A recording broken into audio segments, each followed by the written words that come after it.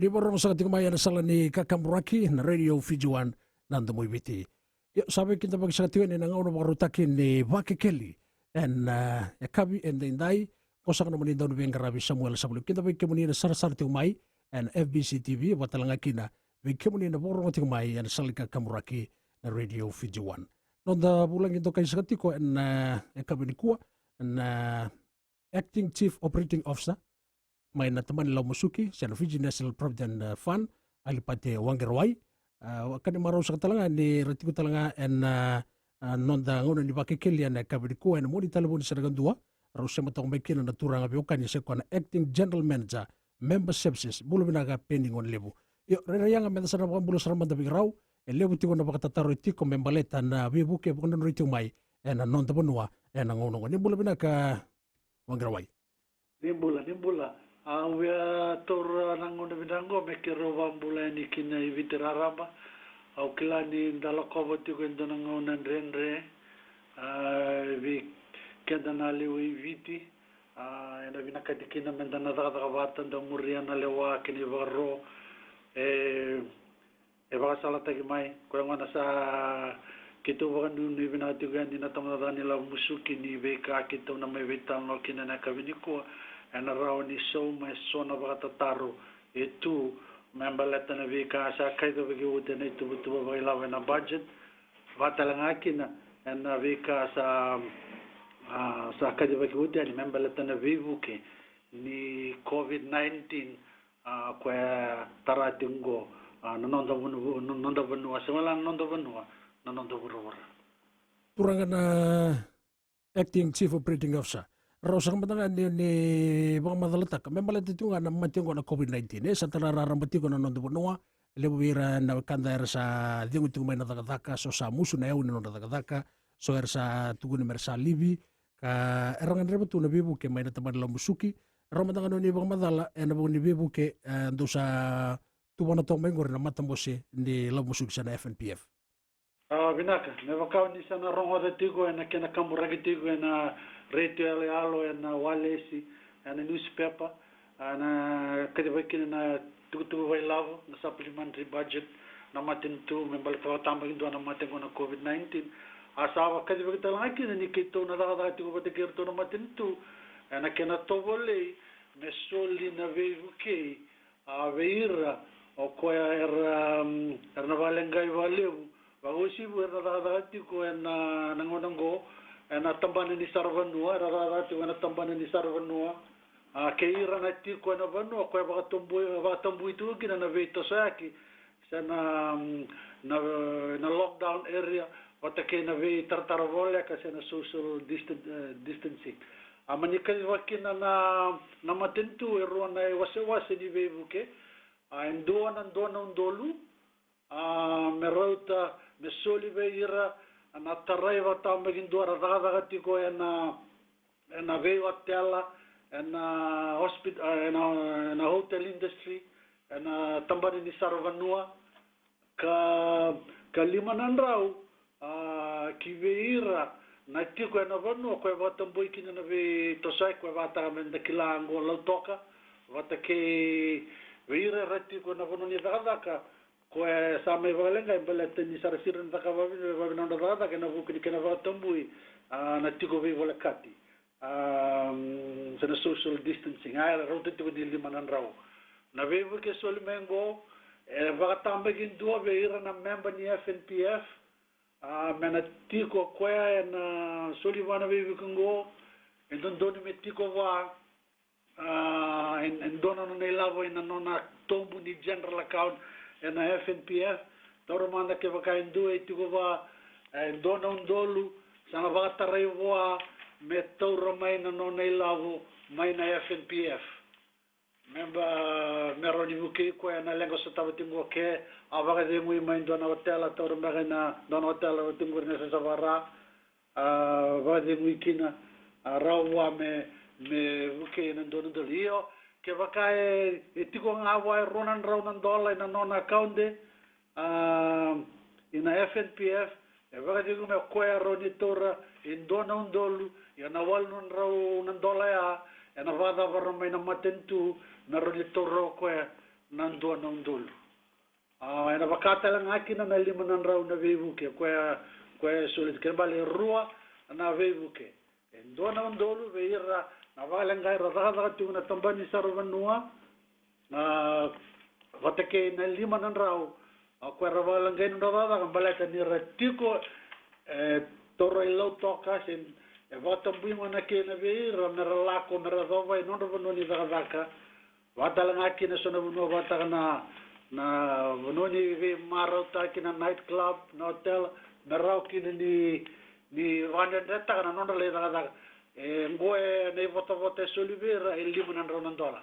Kelan bala ke vati ko tala ngai $100 ver non account de tunde non account de tunde na matentu na ngai vada vara tol nan rau mena 5 rau. Iyo na vevu kengo na kaki to via va matata tareke na vevu kengo ke to zaka va vola sara ver na to ke di zaka. Na form en vakau veira na toke ni zaka sa vakau ti na form na mona liva sa tigo veira na toke ni zaka. Veira na leoni zaka erna le renga wana non rono ni zaka wana re toke ni zaka mele vale ni kina na form bata na form go na vale no ko na member ni FNPF en dotala na tiki na mena vale no ko ni toke ni zaka balata mena vagandi ta mai kina nyoko ya kerbe bugitingo e tamata da dina e vale ngai balata ni amusuki na nona au ni zaka se sa soliva me livi e serni soumi se e musuki ndona tigni nona isau se veira na sa vaksuka i vagandua ki vale ka sa sera no da e ada vale waso lelevu ko ra katiti ko da vevu kengo ira vale usar turanga Acting Chief Operating Officer, Mr. Alipate Waqaraiwai, na numuni bang madala, ndorangai tomana talitiko, ni otimanda indona nonda tengu leka. Ena ngauna ni Vakekeli and Radio Fiji 1.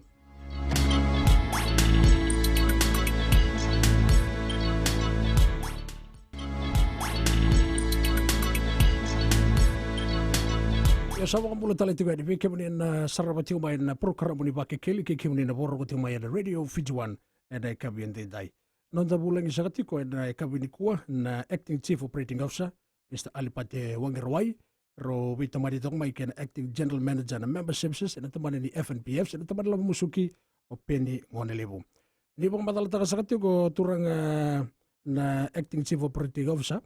na bibu ke rua, membaleta na doon $1 ken na $500. Autaro sakatiko matangango, vi restore bakatataro tiko mai, na puno bakatabuitiko, may lautoka. Bakata pa ke baka iso na bi kambani era sa songotiko na ngaulong ko nagay taka bakata bo ora na via kere na bibuki vi kemudo ni bang madala matigin vinaka sa tiko na neto tuwa veira kwera sa songotiko toro manda ke ba iso era tiko mai era rada tiko mai so na hotel mai na mamanuda mai na atu sawa sara tiko ilo toka Sara song na nonra hotel. Iya. Tiko ngo i vitileu Iya. Yo iravaya sa tiko na tuba me kito vagadora mera na va kito na vitar tara vatakera na toke ni ve hotel. Iya. Mera ni kito tormaki na neto ve va ndonui batana kana valeu ni na fom.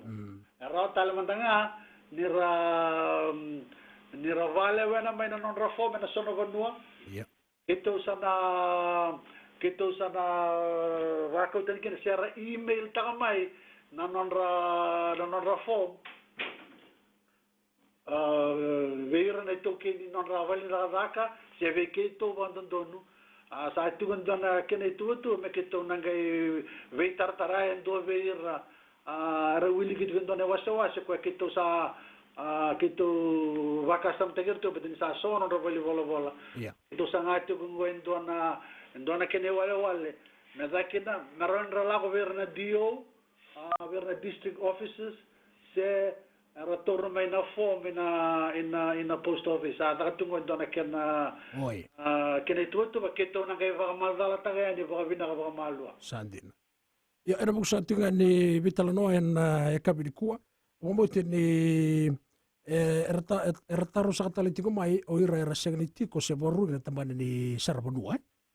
Me tango na bibu ke vangole bang bimbiti ko bira. Abatalanga ke na bira tunga me lo toka. Wakata batale so bira era taka tu na bibu no ni taka era sa sota batali tunga na mula ni langa bagilawi. Do na bibu ke do sule bira na ngau nongo. Naka samuna nito una nito kani viu ke kana de una taka ko ndo tikumelu e tikuma. Kona na viu ke salu tu mena rundul kina dolundul. Mo ko talanga me no mo vole ni de una me kona vole taka no mo bank account dona ID me vale na fomi ke vikito. Le viu ke ni de kuma na e vole taka se tikuma. Mo va de muy mai se sauti no mo kontaraki o do taka bangona se o sara wadingu me o ridan den betin sa sona campagne e tiko ngana ni to vivu kini kona kani vivu kini kani sinda ka na dulung e sana lak ngame bona muni general lakaw ne Abale besar kita bakti ko aturan ker marama pesa kana acting general manager membership so pending on level rondo bati umai ken chief operating officer mana temana ni labu musuki na bakatataro sa katalitunga ya doti umai solimbeka son bibuke ni FNPF reso na diti bakin business rokati mer self employed ka rabakatataro ti umai na ngonongo di ba madala madikin Binaka taro binaka taro ngati umai na ngono madangango se sanga tumanindu na vevu ke Soliveira o kilangani asaka di bambang na matentu etiko na vevu ke ninduan raul lima sawul na undol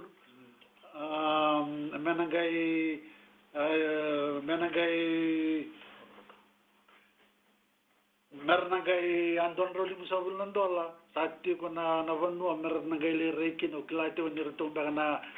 na birth deaths and marriages arto na gate midis tataga yo na vi kito na FNPF ngona ko sa sanga vi ranga na daga tunde kito balatani la ko tingo mai levo na kere kito na gai reda mandania patani sege kabimbi sam manda torongo ngo sege koroni singa na kena kito sege wakagoro tigina na vivu kengo kene balambalean di na tiko sona na kito tigo butakina na tiko sona vanu sang sutini to do kasar kito na reda me ko sona vanu ko lutu se dava que estão na gai vamos dar tala ini kino vamos malua e tiko talangana nei to vetar taro vola tu te quero to na ministry ni economy balata na vevu kengo balata ni ndi wasele ni vevu kengo na la hotel tunga mai wana matintu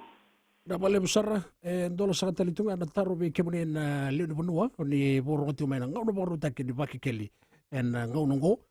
ka nambari telefoni na vitu tolu rua dio nan rau vitu tolu rua dio sebe dua tolu rua sebe dio nan rau kena tolu rua sebe dio sebe dua na mamasung ai tiko ni sa taru tiko mai bagalele ka nga baleta da lele butiko kala ni lebo rabata taru tiko mai baleta da bibuke na buke ni mati ngona COVID-19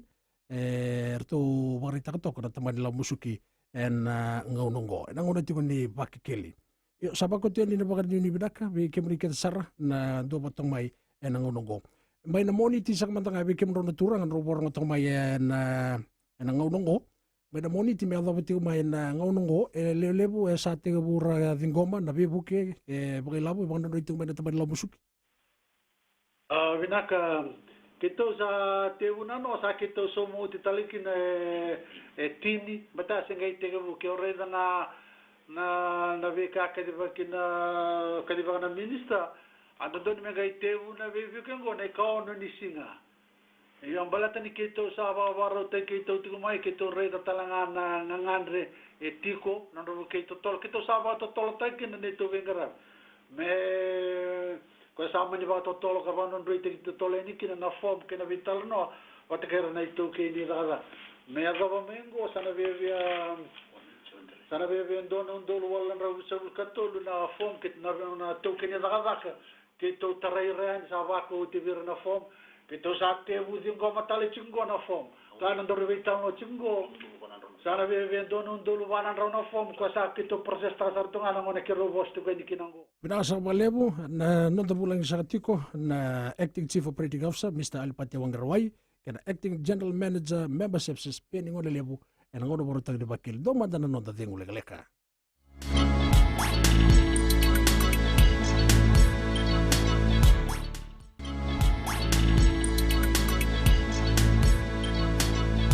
Kita bagi sa tiga dia ngau na boro takin ni Vakekeli en salika kamurakin radio feature. Osa kana mali dawn beng rabi Samuel Sabuli. Bukan boleh tiga di bikin ni sar-sar tiu mai FBC TV botalanga kita bikin ni na boro tiu mai na radio Fiji 1. Nonta bulang itiko obi bagari numi sakatali tiko mana teban ni labu musuki na Fiji National Provident Fund na Acting Chief Operating Officer Mr. Alipati Waqaraiwai na Acting General Manager Member Services Penny Ngonelebu. Ada buku sa tunga ni bibu ke pondon riti umai ana no mudo tamarsak ni romadangan ni bong madalatak na bika daw labaki ke baka indua ana bia baka lewen na fumu na bika so madanga mo mer baka ruta rotok romadan ni non bong madalakin vinaka na bibu ke na bika lava ki me kotoma indua ko na bibu ke ni COVID-19 me barata ngama na tugu vai lava mai na bank sa bank statement ke vai chikuwa e ke kila chuko na bank account na suli amandanga mai me valewena ke to ngai mai valor na kena vitartar wat ke revim bang me ke to check takina indona no nei vagan din indona photo ID ke va kai joint card sena license in driver sena volani vending dingi sena volani durvano mendua nga virango mendua na no mu vola vagan din sena photo ID me tiko valewena form kau ya di validada kan petana bebu kengo na bebu ni COVID-19 no bina tambe na bia vagan data ke kito sa kere na le valeweni pete tiko endona tikina mena sign kino kone to kini dada ka na le solitare wana to kini dada ka ena ke va kauta mai vekito ya membala tana COVID-19 io kwa ba madala ta tiko peni ke va kain dua tiko na taunda ku ni vano e vina te dona vevu ke ko se la ko tungango na vevu ngani to daka ko sigi tiko na vano ni saro vano asena lockdown per era tiko ngo era via apply ta mai na nonra vevu ke ni sani daka o ira talanga rakota talanga mai na vola ni nonra demu mai na toke ni velda daka talanga mai na nonra bank statement wata ke na nonra ivola bangan din photo ID card kwa ke to na bina card ya rangor na ke me vale wana ngana form ke una ta me kero ba matata ta na vevu ke di COVID-19 ana sini do ke to na dingo mai ke vale wedi ora ngana to ke ni da meranga na va ko ta mai ve ke to io ke va ka indua ela ngama balatanga ni mai kere ni sa jengo mai na da ka na normal unemployment nga o koe na ngole nga mai ko te tume na vika ke rosa va madar tagenia ina sa malebu ndola tiko na telefoni na tolu roro seiba dio nan rau tolu roro seiba dio sebundo bitu roro dio nan rau ke na bitu roro dio sebundo kreito nga na bomba sibi kimni na grito mai rianga me da buto mai na thamuni ke na bonua o ni ngirto mai ke ndona kanto ni sambulo bina kimni nimbulo bina yo nimbulo bina nimbulo bina sam iya endua nga na vakatata iya na vabonabu na salutu mekin na ronaldo ko na bibu ito kada kin antunutu na balebu rosang madanin robang madalikia na bulang ya o plani asa va madal ta utikin na ndaw ni lawana to da ni la musuki na ngona kito patanda kila ke de tingongo ke ni na kanda duruma tingongo sanda kay duruma ba ndo sayang abi kito ni kito angaraba kamaro itu kina kito na reda talanga ba almo to bete sindo na kilati ko nay zavava ba ni vebu kengo kemal me vara talanga na neto administrator taka na vebu kengo ko kito sana no na sa to batengaki na nandono ndol badaleta me raw ve kito botana na tutolo me kito da vakina ka kito kilata le tunga ni kito satu ni kila na da wase tunga meli unda don tala me kito na vavara te kito tikina Pinawale mo ni sa somo tikon na bota taro ya wana wekanda ngiri tiko mai. Yon dala bitiko na teleponi bikim ni na lini puno di borong tiko mai. Ena ngono baru takin ni Vakekeli en ya kabian dendai. Bikim rusangan nonta bulang yan ngauna di Vakekeli na kabiri ko rere itiko sana bika runa numa mun runa daura katok en ngaunongo. Naka samu tomanda wanda tanga verna tokin daga daga saba kunya na dulu walon ro chumkatul buna tokin daga na fo sotala tokin daga daga tuna kapital ko sana warasa tuna kani social distancing na kapital tuna sana pa ko tal timbanga na kamu saba mo moschunga mera vitratar na vira beteli vira tamata daga ko non re address na bunyi daga daga timbanga be sawara eso sa meron basi kita muna bolo suara basi kami nusuri au sa vamos sutiru tu mera lista gura tu kinda kada rabu andi takana punar tikina karena sen ranga mo tu kinda kada kami bolo kada ke bako tu me bana boli bolo ni FNPF e bola que tundo una tikina kona la koleva na tabela musuki bakani ko mina do tu kinda kada mina je bako tu virtu na FNPF imba orton tamata kada kartu tu imba no do hotel sartu senta kami na tamata sa bako tele habital semua na mona libu na kena bako mena fomea watana kere karuanga na libro me taro tipo na tamata daga me ukla na metsawa ndeta tsuwa Waqaraiwai na COVID-19 na tamata mena lesi wala daga kali wala na fo na kombanga na bukati nguinga konda da wati nguinga me ni dadi o ke ngolo me bana bi bolo se bolo ne FNPF bola tundo biko na bale besar dono kanta tiwa na moni talaboni serang dua Roni kere wala nga buni kere buno ning kirto makina kena no moni taro. Yo sa mga nandugo ikanta tali na wekando ya namani taliboni na tolu roro sa ibadio nan rau tolu roro sa ibadio sa ibandua en bitu roro dio nan rau kena bitu tolu rua dio sa ibandua. Tikin na bimbi sarongo baleta bikim ni na sar ting mai batal nga kina bikim ni na borong tim radio video ni lebu na bata taro ya tiko en woni bibu ke sulit ting mai na tamana ni ilabo musuki. Yo, rawa pakatama ni pakalewen non reform dona taro e ado sakati mengo o ira mai lautoka ni lebu na itoki ni daga kasi non rabe kambani songoti ko en ngaunongo en abu ni pakatama kere busoti rere sa soimio timega na taro ya na dona taro e ado sakati ngomai na daba e solia kina na bebu kena matini tu na bebu ke bera rabaga FNPF nga pakatama ira seng di baga FNPF ka ros tapatalitu nga na lenga ni bula baga ilaba na ngonongo rere daka rasa badingu ital ngamai da pun menroba madala naturangan tikinoya binaka sama ukla kita na kerona siro di madala kia patana no to baga tulewa na matentu ausani kero sang talangani nyeronya bang patana na ilabo ko sulime go na no tulewa na matentu na be kair to tuwana mai erto baga tulewa ta wata gerto nei to itavinga me ke tu mai administrataka na vebu kengo na watulewa e non to kwa na sinrong na kinani ron na so mana tara da sa pale ndoro kanta tiko mo ni talbon sarga do ni sambulo benak ngo di Vakekeli ni sambulo benaka ya ndaka no ko taro o ke mna da ka maten tu e sengani tan vebu ke lo ke mami vinaka taro vinaka vebu ke nga soli ke vakaen dua e valengai vagai lavu e musu na kena isau musu na au ni daraka se sa tora na livi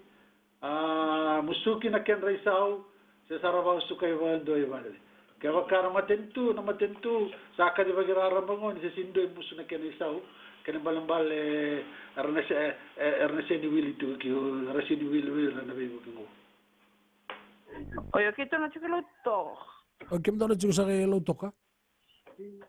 iyo kita chikilo ngolo toka iya ke makando chiku no lockdown sa musu na kem do isau se senga oy ke vai se sini musu na do isau sen dona bebu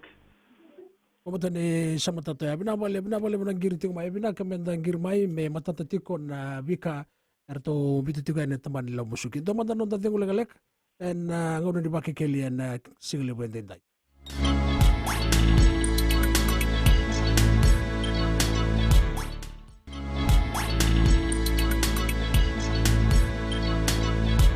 Ira ora ni salaki sibtongo na rua en rua sanga bulu kadiora miniti ni borongo te main radio future. Kita bagi sangat tuan ni nangoni Vakekeli en singlebu en daindai. Na nonda bulangi na acting chief operating officer Mr. Alipati Waqaraiwai apatalanga kina na acting general manager services en tabad la musuki peni ngone lebu. Na ngole manda na taleboni lebu tikuna batataro de tu main dono katong ni sambulu benakimni. Iya, Mr. Sam. Mudola bina, namura na sanomba. Ilauto imbao tarongi tau ngangori Mr. Waqaraiwai. Mr. Waqaraiwai. Chikon gori nungu balance ina FNPF. Na onandar vital no kina ubia withdraw tak ke deba dana kona balance chuvia. Ongai tunchu kemni ni chikona hot list nungu account. Nawalebu Mr. Nival, ni wasya mandamena nandina ni tuktuga. Nawalebu. Okay. Wala binaka Mr. Nival. Nawalebu na warong tumay. Kito nangay chuna karame kito nangay bitar lista lagi. Mata kay Mr. Nival. Oi. Dabalebu na bitar tumay na bali taleboni na bitu toluro dionan rau toluro saiba dionan rau ke na bitu toluro dio saiban dua. Ke bagai dua sangole ni mele karea na bibuke bangan riki bua toru toka ibida na singa na balabu sana rau ni bangan rene labu na na kaunti ni labu. Binaka kito sa kadibagararamba ni na kito sanga tunggo me lima na singa anangona sa tore ni kina na sa subako tamay o ko nito kini dagdag na fomia lima na singa kito na dagate kito mi kito na so makina kaya kaya na kaya manimbarasar na lima na singa Dabale besar do tala kato ni sambulu na kimni no do biti na ngodi Vakekeli. Yo nimbulo tinga to kongo nabungu kitu tivinto na vale tamando tu turmi branche yo branche ni ko sa sinangito siang na baba yo na ilab sana tumbulo tigina ndo bako titu mo timanto yo ko itu na ilab na FNPF ala ko lito dong ngai siang bet sa ko turmi branche na sente sto sa songu tu na baba tu mo tu wibu kya na vevu kengo ko na dolang aveir na tiko ibiti na ngongo ira na ba account na tiko ibiti ira tiko mai bonotani esa ni wili na vevu kengo yo na bongo etiko na account etiko na FNPF ni sa sini ba ko tiko manila mo branche sa biala ko na FNPF ni ko to mo na account me ren rumbulo kin ba bitina don mundo Webo kena tingna. Sana mundo bang matalai. Ya mau bang mata to tamanda nangor tiko mai varani se tiko ngoi singato. Tiko ngoi singato ko elawa. Na wati tu ni branche. Oi raka membo leo na raka na dono bonu. Iyo ko raka na kapus. Sabing. Leila bungar tumbule kin na mula mo branche ni ko branche. Sa sengra raka sen rangita sa tungai bali ni bulum na may tapos se de ngumena ngona tapos ko sa vi ngul man bana mbaki man bana mbaki sa vi ngum kin mo bana mbaki sa bebe toro ko bana mbaki no tingo mai tapus sa si na sa sin roni ko na sin yo kana be buka wala tani sa si na na wula na dodone men nga na be buken ko ni ngabe ka na wula men da play ito sa sin daga makawti ko rona ba ki se tolo na ba ki na sin wili na be buken ko sa somo mega no mani bota torya kimni na boleh na ngirti ko mai and salika kamera radio fujona ngono baru takini Vakekeli and ngurungo kanta bo binibra kani nonda bulangiti kon acting chief operating officer Mr. Alipati Waqaraiwai apatalanga kina acting general manager member services and tabala musuki peni ngone lebu ndo tala kanta ngoni bulo binakemni nangoni Vakekeli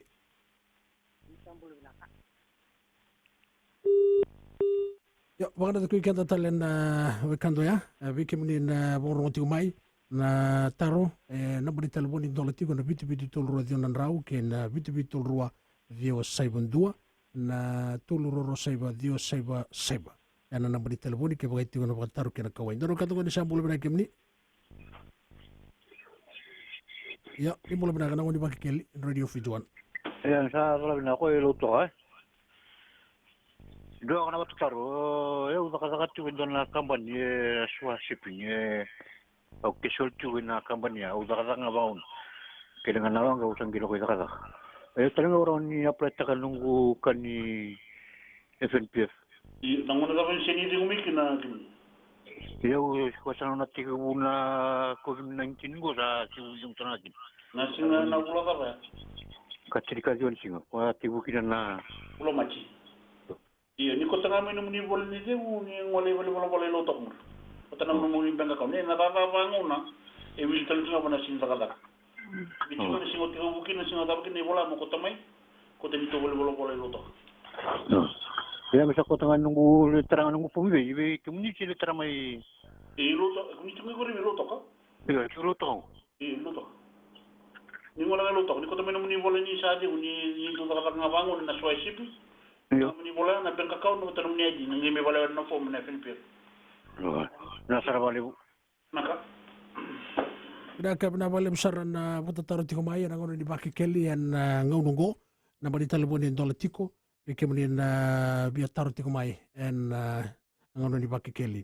Na buku sakatunga ni bibu ke bangan dondori sakatiko. Membuat ni lele besar na kanter taruh tiko mai total lew kantongan ni bulu benak kemli. Isang bulu benak. Bulu benak. Na ya tanggo pola. Anggit singa ni maindon ko patataro. Wala di kimamina solibi kimamina relief. Mana udah cuma hotel. Kimamina William na kategori apa na COVID-19 sana unemployment. Udah balik besar una kiri roto kana bulan ni medon onda te gulaleka menangai somin na bakata tarubuana kantong audio tina te gulaleko. Radio Fijuan.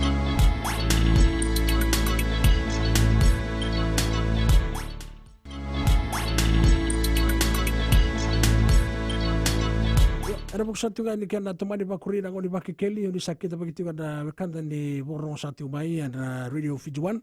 dan rumah teman dan isu ditaruh dan buku ditaruh ya satu mai ya. Isto Waqaraiwai? Ibna kana mena tering ngabuan na singa na release te chikan total na singa na liti ka mutarikina siya sa lakuan. Sen.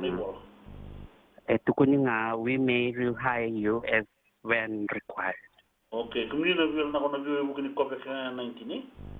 Oh. Industry. Na ba? Na wili kina? Na wili kina.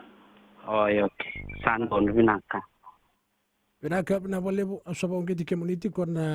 sobi community ya dhingu mai na takataka se dhingu mai na buni etuni bega muni libiti kon ngonongo se ni somitiko se sa bolele tengene muni ya wale bona bakataru edo sakati mai ona ngono binaka nanda bakataru betene retiko irna polisi se dake mana tabali lo musuki en nonda ngono porotaki ni Vakekeli en ngono ngono mari telefono ya na bitu ro di unan rau ke na bitu ro dio 72 na tuluru ro 72 unan rau ke na tuluru ro 72 72 ke na bulan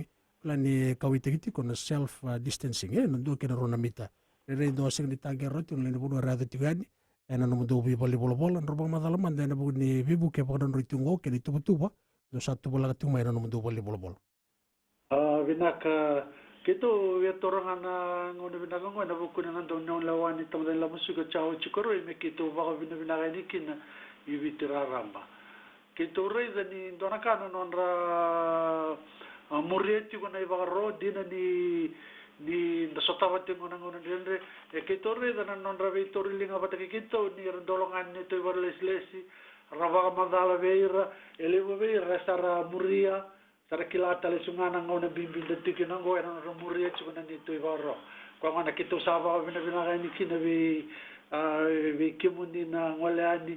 di raba madala vera nito leslis nito gola ondi sa yalo rara kina di muria na ve vagaro esoli. Nuni na ngola tala nito bola sara rosa ngulunga se ndana to mande to vali vala vala ngai su ro sanga vul na ve vali vala vala lalai na tiko ira ki to sakerenga na no mni ve to rilinga ka vivo ke taka bata ke to ni to vale selesi bimbi na ngone da tiko kinango ya kito va bine binata na no ve to rilinga to bata ke kito ya kito ko ako kito sakere kina kito va kine wale ni vengara ve ko kito da kavango me kito da bata ke to ke ni da ka ena non ravale wala na fo kota kena non ravako tale sumai me kuongo na kina nile una ve tartara sana sota bata me vaka ko riri kota kitu de va ndo wato tolo ana matengo ena neto vali vola kede kito alana tiko na tamata iduru ka kito sakereva bibi ke va esani ke va kai sani ngani tamoni ngoleani kito sakere moni vara rokina moni roni vara rota vikito ni to vingara na ni to vinagata tiko me kito na vakan roe to tolo talanga ni vikimuni na kena vaedur na vingara ko santa vita mo tikini ni kwa ra wale usar robataka ni robong madalata ka vikema mi na leo vida mandanga bakata na undulu indo na maka ni rawa ni rana keretiga ni na bibuke na ngauna rendre no dono magationgo iyo kito rede chigo ni klae tuna neto vata la ngota tigo na vi wili na lagan kito na rede chigo na vi Pasa na ve chu kina vasanga bulu kelima na undulu kito na numatiko yan na me mai tarana ve ko ni COVID-19 ko ngana biana baka to na nito kere nga kito baka vi baka sala tektal nga ve kenda na member tu non de la ka sanga ni nganito menda tara tamaro ro chu non de la bata to manda na usu tu ni tamala la musuki na roni marro ne la da tarata la ngava to tol non de la e no vale li tata la na tumbu na kena tosoda kena non de la tirambala baka sala nga la tu ga de bertani kito retirement fund na inakito mandato kina tau da musiki bata nanda mama roika me blato da vaze na vesi ni mata ke o sanga ni ngandra va na vevu ke go tu na buru bur ni lavo moroni ombula tu kina nango se koma de ni se tara maro reva vida gatigo balata ne na rauni o kilaki na vinaka ni tumbu na rawata mai ana no maro roito no milava na tosta itala ki na vato tole no milava ke ba usanga ni ngandrava tigo bi ko so de buru la oro no bulete kina ni to ba sala ni ka ko di tarana no milava sa balebu na butunga ni vitala noa no da bulagi tiko na ngoni Vakekeli na ngaunungo na acting chief operating officer Mr. Alipati Waqaraiwai kina acting general manager membership spending on lebu na tabanda sa nila musik dola bitiko na telefoni o ya na tolu roro sa iba dion rau na bitu ro dion rau kina tolu roro sa iba dion rau tolu roro sa iba dio sa iba duai ke bagai tiko na bagata taro lebu na itutuko na kendo le ronga tata buku tunga mai e bina ka ni rau sulia non rongo na e boleslesia dake ka rau ni na somi bang dondonu sartiko na taro ki bikemo ni na kanda ni borong ting mai pero kato ko ni sambulo binak nangoni Vakekeli yo bang nanto ki kata talian na kando ya baga na bika na ni bang madala tiki na general account ramadan roba madala kina ke baga so etiko e senga sartunga na labo tiko non general account binak werna sini tugan donon rela wana general account orang werna sangan ni arasangan ni buke ya na tamada la musik na ngona da kina bebe so no non doltin ka ndua bagai dorong ane kina be kenta keda na member yuiti menda wasu bagaro na non dai la ko itu ton de la musik endo na non da general account ko itu kina tul na pasende endo na preserved account na account maro ko itu kina vitu sanga bul na pasende na vevu ke ko kero tu ningo na vitsavul na pasente sa na preserve account na sintaray taray nga na general account pati na bibisawi na kena inaki mindono non dai wasil levu nila ko me marro ichubi kan me taravan do na davadem pata levu ni liwa ando wataray tu levu mai torre ni vayo non dai lav wataray tu me mai torre iruan na ikatul ni non dai lav ko man ni gelo rewango ni lele weekend lele tu mana tinundu na no la dona wasili weekend ko na mane zakina na we sawya na general account ngona no ngole mai mo mai kere we huke na tamada ni la musuke na dona yavu na wuli na education na funeral na somate na ngarabi ba buni wai sana sani ka unemployment sana quick repair na housing na taray may na to na ilabongo may na no general account sana tulus na bul na pasente. Pero sa kabali binabole na bumadalan doon kanta tigo na monitor bon sa kanto sa ambulo binak nanguni Vakekeli. Nindula. Ya, ditaro kemdi. Iyo, ando ko tarbada bokke na vachukti suba. Iyo balengay talaga na kani COVID-19 go. Ito ngiri na call center ngiri Australia to lockdown to. Kaya sa may pagimitan tuwa wala talaga. Ya, turang kira marama na una ni salaki botong wa tidi ka vana miniti betul clock on radio fijuan kira ni bebaso tira sa may tubuki kanda kosa na ngauna na ngauna ni Vakekeli na kabi and dai dan tapo binibinati ko biro na nonda bulangin na acting chief operating officer may na tamarila musuki alipati Waqaraiwai ken acting general manager membership spending ngone lebu wana bekanta ngirti ko maya re yang ngai tingo bitiu na nomuni bakatataro sana ngai banguli biro nonda bulangi na ngaunongo Osak naman ito nabing karabi, sa mga lasawli, binabali mo na borong at umay na nguni Vakekeli, watalaki na bikim na sarsarti umay na FBC TV. Niklong ata, di ba kating tong mata?